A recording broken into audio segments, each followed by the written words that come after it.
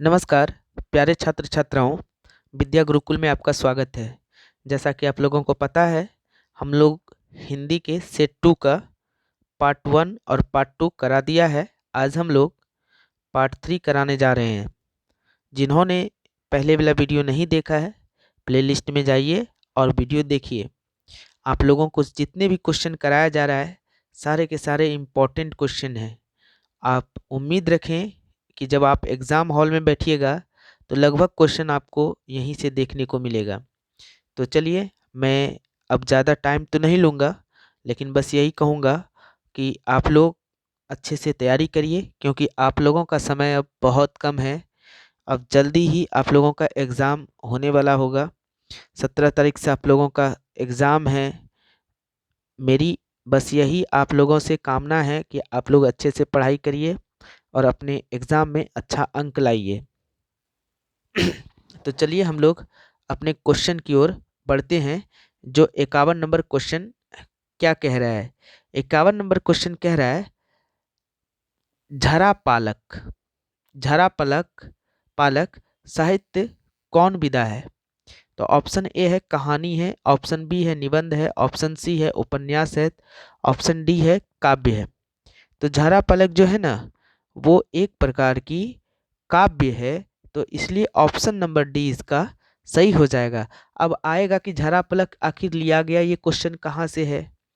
देखिए, ये क्वेश्चन जो है लौट कर आऊँगा फिर से लिया गया है। जो जीवनानंदन दास की जो रचनाएं हैं, वहाँ पे झरा पलक है और वो एक काव्य है, तो वहीं से ये क्वेश्चन उठा है। तो चलिए नेक्स्ट क्वेश्चन की ओर हम लोग बढ़ते हैं। 52वां नंबर देखिए क्वेश्चन क्या कह रहा है। मेरे बिना तुम प्रभु शीर्षक कविता किस कविता संकलन से ली गई है?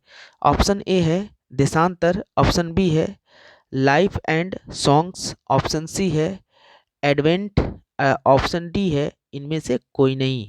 यहाँ जो भी क्वेश्चन आप लोगों को कराया जा रहा है, वो सब का सब एथेंटिक आंसर कराया जा रहा है और सारे के सारे आंसर एकदम सही है, 100% सही मान लीजिए, क्योंकि जो भी आंसर कराया जा रहा है वो 100% सही है। तो देखिए, मेरे बिना तुम प्रभु जो लिखा गया है, ये रेनर मारिया रिल्के के द्वारा लिखा गया है। और ये जो प्रस्तुत कविता है ना, मेरे बिना तुम प्रभु, ये धर्मवीर भारती द्वारा भाषांतरित जर्मन कवि की कविता है, जो विश्व कविता के भाषांतरित संकलन किससे, देशांतर से ली गई है। किससे ली गई है? देशांतर से। तो ऑप्शन नंबर ए इसका सही हो जाएगा, देशांतर। तो नेक्स्ट क्वेश्चन की ओर बढ़ते हैं हम लोग। अगला क्वेश्चन देखिए, 53वां नंबर क्या कह रहा है कि जब मेरा अस्तित्व ना रहेगा प्रभु तब तुम क्या करोगे? यह पंक्ति किस कविता से ली गई है? ऑप्शन ए है वृक्ष की हत्या, ऑप्शन बी है लौटकर आऊंगा फिर, ऑप्शन सी है मेरे बिना तुम प्रभु, ऑप्शन डी है हमारी नींद। तो ये देखिए, मेरे बिना तुम प्रभु से लिया गया है। इसमें से कवि का यह मानना है और वह यह जानता है कि यदि मनुष्य नहीं रहेगा तो ईश्वर का गुणगान कौन करने वाला होगा? कोई नहीं होगा। अतः कवि की इस कथन से वह पूर्ण सहमत है कि मानव के बिना ईश्वर की महत्ता को कोई और स्वीकार नहीं करेगा, क्योंकि वाक रहित प्राणी, जिसको जानवर कहते हैं हम लोग, द्वारा यह काम संभव नहीं है। इसलिए जब तक मनुष्य है तभी तक ईश्वर की पूछ भी है, यानी कि ईश्वर को पूजा जाएगा। मनुष्य खत्म, ईश्वर की महत्ता खत्म। इसीलिए पंक्ति में कहा गया है, जब मेरा अस्तित्व ना रहेगा, यानी कि मनुष्य बोल रहा है, जब मेरा अस्तित्व ना रहेगा प्रभु तब तुम क्या करोगे? तो चलिए नेक्स्ट क्वेश्चन की ओर हम लोग बढ़ते हैं। अगला क्वेश्चन देखिए क्या कह रहा है। रेनर मारिया रिल्के का जन्म कहाँ हुआ था? सॉरी, कब हुआ था? Option A 1 November 1980, 2 June 1875, option C है 1 दिसंबर 1874, ऑप्शन डी है 4 दिसंबर 1875। तो इसका सही जो ऑप्शन हो जाएगा 4 दिसंबर 1875। इनका जो जन्म हुआ था 4 दिसंबर 1875 में ऑस्ट्रिया के प्रांग में हुआ था। और नेक्स्ट क्वेश्चन इन्हीं से लिया गया है, रेनर मारिया रिल्के के द्वारा ही मेरे बिना तुम प्रभु जो लिखा गया है कविता उसका। ये सारी बातें लेखक के परिचय में आप लोगों को मिल जाएगा जहाँ पे पढ़िएगा। तो चलिए नेक्स्ट क्वेश्चन क्या कह रहा है। रेनर मारिया रिल्के की माता का नाम क्या था। तो देखिए इनके माता का नाम सोफिया था, तो ऑप्शन ए में ही सोफिया है, तो इसलिए ऑप्शन नंबर ए सही हो जाएगा। अगर कभी पिता का नाम पूछे तो पिता का नाम क्या था, जोसेफ रिल्के था, तो जोसेफ रिल्के था, तो यहाँ पे पिता तो पूछा नहीं गया है, इसलिए इसका ऑप्शन नंबर ए ही सही हो जाएगा। चलिए नेक्स्ट क्वेश्चन की ओर हम लोग बढ़ते हैं। 56वां नंबर क्वेश्चन। अब यहाँ से व्याकरण स्टार्ट हो गया। 55 नंबर तक हमारे हिंदी के काव्य खंड और गद्य खंड दोनों से लिया गया था, उसमें से खत्म हो गया। अब यहाँ से हम लोगों का व्याकरण का क्वेश्चन चालू हो गया है। तो चलिए व्याकरण के क्वेश्चन को हम लोग करते हैं। हिंदी के स्वर्ण वर्णों की संख्या कितनी है। ऑप्शन ए है 10, 11, 12, 13। तो सही जो इसका आंसर हो जाएगा 11 हो जाएगा। अ से लेके री तक, अ से लेके री तक बस 2 वर्ण को छोड़ देना है, अनुस्वार, चंद्र बिंदु और विसर्ग, ये 3 ठो को छोड़ दीजिएगा। और अ से री से लेके री तक जो भी होगा वो क्या हो जाएगा, हिंदी में स्वर्ण वर्ण की संख्या। तो ये कितना होता है, 11 तक होता है। तो ऑप्शन नंबर बी इसका सही हो जाएगा। चलिए नेक्स्ट क्वेश्चन की ओर बढ़ते हैं जो हमारे अगले स्लाइड पे आएगा।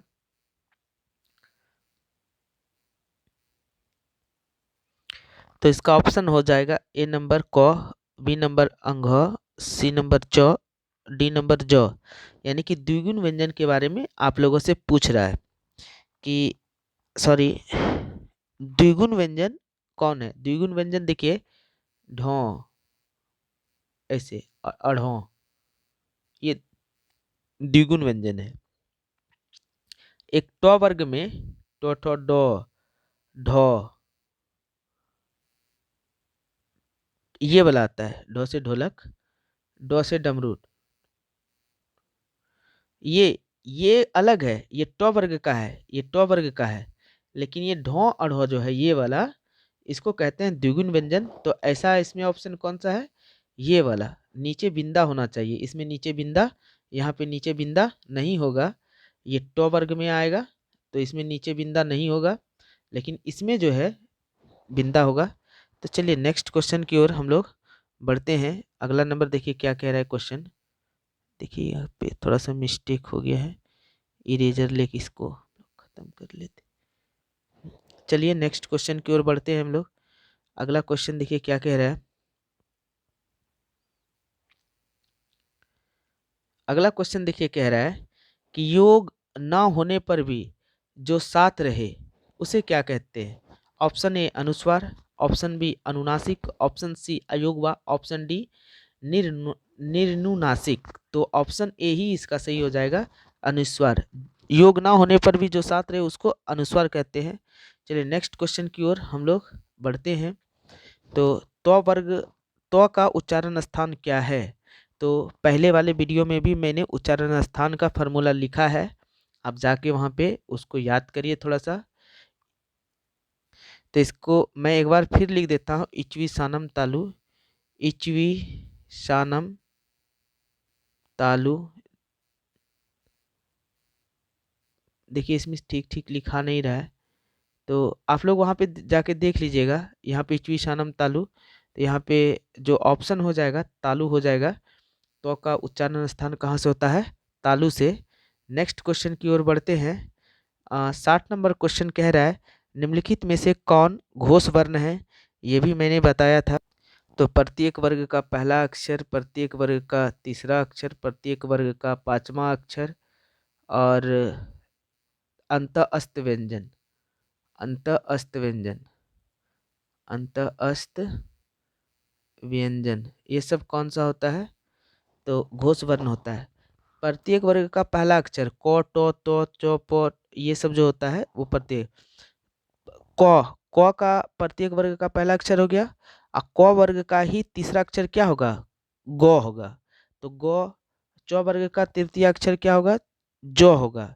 तो क, ग, ज, इस तरह से जो भी साथ साथ में आएगा वो अंघ देखिए, और यो, अत्व वर्ग का मूर्धन्त नो, अत्व वर्ग का दंत नो, अप्व वर्ग का मो, ये पांचवा अक्षर हो जाएगा। अंत अस्त व्यंजन में क्या आ जाएगा, य र ल व।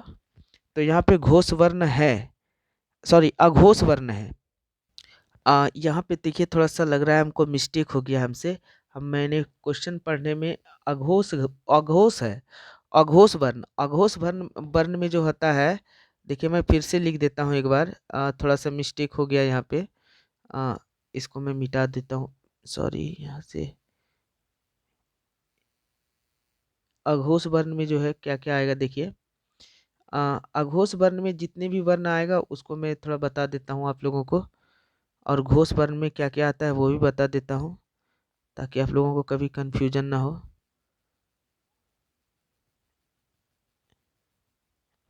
देखिए अघोष वर्ण बोले तो अघोष वर्ण में क्या क्या आता है, अघोष वर्ण में आता है प्रत्येक वर्ग के प्रथम और द्वितीय वर्ण, प्रथम और द्वितीय वर्ण, और क्या आता है उष्म वर्ण, उष्म वर्ण प्लस उष्म वर्ण या उष्म व्यंजन जो भी बोलिए।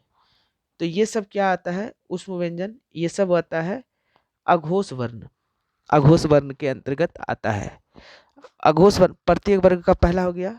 अब देखिए इधर जो घोष वर्ण में आएगा वो 3 4 5, 3 4 5, ये आप लोग नहीं समझ पा रहे होंगे क्या 3 4 5 लिख रहे हैं, मैं समझा देता हूँ अभी। अब प्लस यहाँ पे उष्म नहीं, यहाँ अंत अस्त व्यंजन लेना है, या अंत अस्त, यहाँ पे लिखिए अंत अस्त वर्ण, अंत अस्त वर्ण या व्यंजन जो लिखिए। देखिए 1 2 यहाँ लिखे हैं, 3 4 5 आप लोग समझिए थोड़ा सा बात, जैसे क लिखे, ख लिखे, गो लिखे, घ लिखे, अंघ लिखे। अब यहाँ पे देखिए एक ये हो गया क, दूसरा हो गया ख, तीसरा हो गया गो, चौथा हो गया घ, और पांचवा हो गया अंघ। यानी कि अगर इसी के नीचे हम च लिखे, छ लिखे, चौ छ जो लिखे, झ लिखे, और ये यो लिखे, टो लिखें, ठो लिखें, ऐसे ही अगर लिखते जाए ये पूरा जो होगा वो 1 हो जाएगा, ये पूरा ये पूरा 2 कहलाएगा, ये पूरा 3 कहलाएगा, ये पूरा 4 कहलाएगा, ये पूरा 5 कहलाएगा। यानी कि अगर मैं आप लोग समझ गए होंगे तो मैं आप लोगों को बता देता हूँ। यहाँ देखिए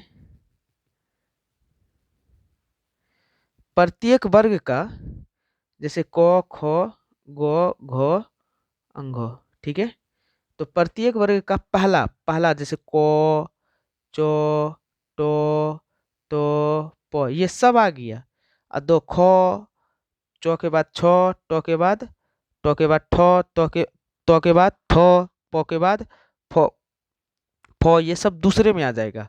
और उष्म व्यंजन में जो आता है तीनों सौ, तालव्य सौ, मूर्धन्त सौ, मूर्धन्त सौ इस तरह से होता है, और दंत सौ ये वाला, और हो, ये तीनों जो आता है ये उस वर्ण के अंतर्गत आता है। तो यहाँ पे आप लोगों को यहाँ अघोष वर्ण पूछा गया है। तो अघोष वर्ण क्या होता है, 1 2 और उष्म व्यंजन। तो यहाँ पे देखिए मैं मिटा दूं इसको पूरे को, तो शायद आप लोग समझ गए होंगे कि अघोष वर्ण क्या होता है।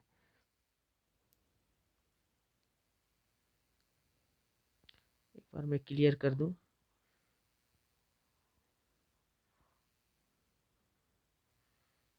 तो यहाँ पे जो ऑप्शन नंबर हो जाएगा, तो यहाँ पे तो हो जाएगा ऑप्शन नंबर सी, इसका सही हो जाएगा, सी इसका सही हो जाएगा। चलिए नेक्स्ट क्वेश्चन की ओर बढ़ते हैं। क्या कह रहा है देखिए नेक्स्ट क्वेश्चन, एक ही ध्वनि जब द्वित्व हो जाए तब वह कौन ध्वनि कहलाती है। ऑप्शन ए है संप्रीकृत ध्वनियां, ऑप्शन बी है युग्मक ध्वनियां, ऑप्शन सी है संयुक्त ध्वनियां, ऑप्शन डी इनमें से कोई नहीं। तो देखिए जब एक ही ध्वनि द्वित्व हो जाए तब कौन सी ध्वनि कहलाती है, तो वो युग्मक ध्वनि कहलाती है। ऑप्शन नंबर बी सही हो जाएगा। चलिए नेक्स्ट क्वेश्चन की ओर हम लोग बढ़ते हैं। ऑप देखिए 62वां नंबर कहता है सियान शब्द की संधि विच्छेद क्या है। ऑप्शन ए है सौ जोड़ी अन, ऑप्शन बी है से जोड़ अन, ऑप्शन सी है सै जोड़ नौ और ऑप्शन डी है सै जोड़ अन। तो ये देखिए सेयन जो है एक अयादी संधि का एग्जाम्पल है, तो इसका ऑप्शन नंबर जो हो जाएगा बी नंबर सही हो जाएगा, से जोड़ अन सेयन। अगर हम जैसे देख ने जोड़ अन, देखिए ने जोड़ अन, तो ये क्या होता है, नयन होता है ना, तो नो योनो नयन। उसी तरह से हो गया से जोड़ अन तो शयन। इसी तरह से आगे भी हम लोग बढ़ सकते हैं। चलिए नेक्स्ट क्वेश्चन की ओर बढ़ते हैं। क्या कह रहा है, निम्नलिखित में से अशुद्ध शब्द कौन सा है। ऑप्शन ए है तालाब, ऑप्शन बी है दीपिका, ऑप्शन सी है ज्योत्सना, ऑप्शन सी है प्रज्वलित। देखिए यहाँ पे तालाब भी सही है, दीपिका भी सही है, प्रज्वलित भी सही है। यहाँ पे ज्योत्सना जो है वो गलत है।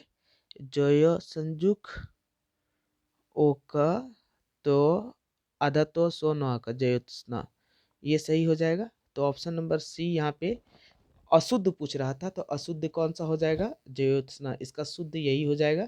चलिए नेक्स्ट क्वेश्चन की ओर बढ़ते हैं जो हमारे अगले स्लाइड पे आएगा। देखते हैं क्या कह रहा है। देखिए 64वां नंबर देखिए क्वेश्चन क्या कह रहा है कि निम्नलिखित चिन्ह में से अल्प विराम चिन्ह कौन सा है। पहला दिया हुआ है, दूसरा, तीसरा और चौथा। हिंदी में यहाँ पे से डी नंबर इसका सही हो जाएगा। इस तरह से जो दिया रहता है, इंग्लिश में इसको कॉमा कहते हैं, पर हिंदी में इसको अल्प विराम कहते हैं। तो पहला जो है ये पूर्ण विराम का चिन्ह है, दूसरा जो है ये प्रश्नवाचक का चिन्ह है, तीसरा जो है ये योजक चिन्ह कहलाता है। तो ऑप्शन नंबर इसका डी सही हो जाएगा, अल्प विराम चिन्ह यही हो जाएगा। चलिए 65वां नंबर देखिए क्वेश्चन क्या कह रहा है, स्वर संधि के कितने भेद होते हैं। ऑप्शन ए है 5, ऑप्शन बी है 7, ऑप्शन सी है 6, ऑप्शन डी है 8। तो जैसा कि पता है स्वर संधि के 5 भेद होते हैं, दीर्घ संधि, गुण संधि, वृद्धि संधि, यन संधि और आयादी संधि। तो 5 इसका सही आंसर हो जाएगा। चलिए नेक्स्ट क्वेश्चन की ओर बढ़ते हैं। 66वां नंबर क्वेश्चन कह रहा है निम्नलिखित में से जातिवाचक संज्ञा कौन सा है। ऑप्शन ए है हिमालय, ऑप्शन बी है नदी, ऑप्शन सी है मिठास, ऑप्शन डी है दूध। तो देखिए जातिवाचक संज्ञा के बारे में कह रहा है। हिमालय जो है ये एक व्यक्तिवाचक संज्ञा है, किसी का खास नाम हो गया। मिठास, मिठास जो है ये किस प्रकार की संज्ञा है, तो मिठास जो है भाववाचक संज्ञा है। दूध जो है वो द्रव्यवाचक संज्ञा है। तो जाति जो है यहाँ पे नदी से बोध होगा, नदी ही हो जाएगा कौन सा, जातिवाचक संज्ञा। चलिए नेक्स्ट क्वेश्चन की ओर बढ़ते हैं। 67वां नंबर देखिए क्वेश्चन क्या कह रहा है, संज्ञा के जिस रूप से व्यक्ति या वस्तु की नर या मादा जाति का बोध हो व्याकरण में उसे क्या कहते हैं। ऑप्शन ए है वचन, ऑप्शन बी है लिंग, ऑप्शन सी है कारक, ऑप्शन डी है सर्वनाम। देखिए संज्ञा के जिस रूप से व्यक्ति या वस्तु के नर या मादा का बोध हो तो उसको लिंग कहते हैं। तो यहाँ पे ऑप्शन बी नंबर सही हो जाएगा। नाखून शब्द कौन लिंग है। ऑप्शन ए स्त्रीलिंग, ऑप्शन बी है उभयलिंग, ऑप्शन सी है पुल्लिंग, ऑप्शन डी है इनमें से कोई नहीं। तो ऑप्शन यहाँ पे हो जाएगा, और नाखून एक पुल्लिंग शब्द है, नाखून बड़ा है, नाखून नोकीला है, नाखून छोटा है। तो ऑप्शन जो है सी नंबर सही हो जाएगा। चलिए नेक्स्ट क्वेश्चन की ओर बढ़ते हैं। 69वां नंबर देखिए क्वेश्चन क्या कह रहा है, निम्नलिखित में से तत्सम शब्द कौन सा है। ऑप्शन ए है नाक, ऑप्शन बी है जीभ, ऑप्शन सी है नीम, ऑप्शन डी है ओष्ठ। तो देखिए तत्सम शब्द का अगर परिभाषा आप लोग जानते होंगे तो तत्सम शब्द क्या होता है, जिन शब्दों को संस्कृत से बिना बदलाव के हिंदी में लिया जाता है उन्हें तत्सम शब्द कहते हैं। तो नाक, जीभ, नीम, ओष्ठ। तो यहाँ पे देखिए ओष्ठ जो है ये एक संस्कृत के जैसा शब्द लग रहा है और उसको हिंदी में प्रयोग करते हैं, इसलिए ओष्ठ इसका सही आंसर हो जाएगा। नेक्स्ट क्वेश्चन की ओर बढ़ते हैं। देखिए नेक्स्ट क्वेश्चन क्या कह रहा है, प्रियतम शब्द का स्त्रीलिंग रूप क्या हो जाएगा। ऑप्शन ए है प्रियतमा, ऑप्शन बी है प्रियतमी। तो देखिए प्रियतम शब्द का प्रियतम शब्द का स्त्रीलिंग रूप जो होता है वो प्रियतमा होता है। ऑप्शन ए ही इसका सही होगा। चलिए नेक्स्ट क्वेश्चन की ओर बढ़ते हैं जो हमारे नेक्स्ट स्लाइड पे आएगा। 5 क्वेश्चन और हम लोग करेंगे। चलिए पहला देखिए क्वेश्चन क्या कह रहा है। 71वां नंबर क्वेश्चन, साधुओं की संगति से बुद्धि सुधरती है। साधुओं की संगति से बुद्धि सुधरती है, यहाँ से किस कारक का उदाहरण है। यहाँ से कह रहा है किस कारक का उदाहरण है। एक बार मैं फिर पढ़ देता हूँ। साधुओं की संगति से, यहाँ जो से आया है इसके बारे में कह रहा है। साधुओं की संगति से बुद्धि सुधरती है, यहाँ से किस कारण का उदाहरण है। तो देखिए ऑप्शन ए है संप्रदान कारक, ऑप्शन बी है करण कारक, ऑप्शन सी है आपादान कारक, ऑप्शन डी है संबंध कारक। तो देखिए ये किस कारक का उदाहरण है। तो यहाँ ऑप्शन देखिए, साधुओं की संगति से, जब संगत में रहिएगा तो उसके साथ में रहना पड़ेगा, साधुओं के साथ रहना पड़ेगा। तो यहाँ साथ के अर्थ में करण कारक हो जाएगा। ऑप्शन नंबर बी आपका सही हो जाएगा। चलिए नेक्स्ट क्वेश्चन की ओर बढ़ते हैं। अगला क्वेश्चन देखिए क्या कह रहा है। 72वां नंबर क्वेश्चन कह रहा है, हिंदी में कुल कितने सर्वनाम हैं। ऑप्शन ए है 10, ऑप्शन बी है 9, ऑप्शन सी है 11, ऑप्शन डी है 8। तो देखिए हिंदी में जो कुल सर्वनाम है ना वो 11 है। 11 कौन कौन सा है, जैसे मैं लिख देता हूँ, मैं, तू, आप, यह, वह, देखिए लिखने में बनता नहीं है, जो, सो, कोई, कुछ, कौन और क्या। ये हिंदी में इतना ही आधा को या क्या होगा। तो ये हिंदी में 11 सर्वनाम यही है, मैं, तू, आप, यह, वह, जो, सो, कोई, कुछ, कौन और क्या। ये इतने ही सर्वनाम हैं। आप लोग याद रखिएगा हिंदी में कुल कितने सर्वनाम होते हैं, तो 11 सर्वनाम होते हैं। चलिए नेक्स्ट क्वेश्चन की ओर बढ़ते हैं। थोड़ा सा मैं इसको साफ कर लूँ। चलिए नेक्स्ट क्वेश्चन की ओर बढ़ते हैं। 73वां नंबर क्वेश्चन कह रहा है कि जिन क्रियाओं का व्यापार और फल कर्ता पर हो, जिन क्रियाओं का व्यापार और फल कर्ता पर हो वह क्या कहलाती है। सकर्मक क्रिया कहलाती है, संयुक्त क्रिया कहलाती है, द्विकर्मक क्रिया कहलाती है या अकर्मक क्रिया कहलाती है।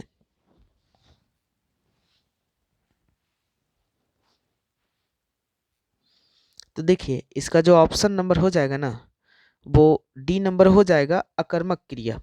तो यहाँ पे ऑप्शन नंबर इसका डी सही हो जाएगा, अकर्मक क्रिया।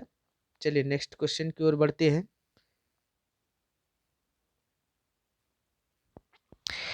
मैं घड़ा भरता हूँ यह किस क्रिया का उदाहरण है। तो ये ऑप्शन ए है सकर्मक क्रिया, ऑप्शन बी है अकर्मक क्रिया, ऑप्शन डी है द्विकर्मक क्रिया, सी है द्विकर्मक क्रिया और ऑप्शन डी है इनमें से कोई नहीं। देखिए मैं घड़ा भरता हूँ यह किस क्रिया का उदाहरण है। तो ये सकर्मक क्रिया का उदाहरण है, यानी कि भरना, घड़ा भरना जो है खुद कर्ता के द्वारा किया जा रहा है, तो ये सकर्मक क्रिया हो जाएगा। चलिए नेक्स्ट क्वेश्चन की ओर हम लोग बढ़ते हैं। अगला क्वेश्चन देखिए क्या कह रहा है। 75वां नंबर, भूतकाल के कितने भेद होते हैं। ऑप्शन ए है 5 भेद, ऑप्शन बी है 6, ऑप्शन सी है 7, ऑप्शन डी है 8। तो इसका सही जो ऑप्शन हो जाएगा वो 6 हो जाएगा। जैसा कि आप लोगों को पता होगा कि भूतकाल के 6 भेद होते हैं। कौन कौन सा होता है, तो पहला सामान्य भूत, दूसरा आसन्न भूत, तीसरा पूर्ण भूत और चौथा अपूर्ण भूत और पांचवा जो होता है संदिग्ध भूत और छठा जो होता है हेतु हेतु मदभूत।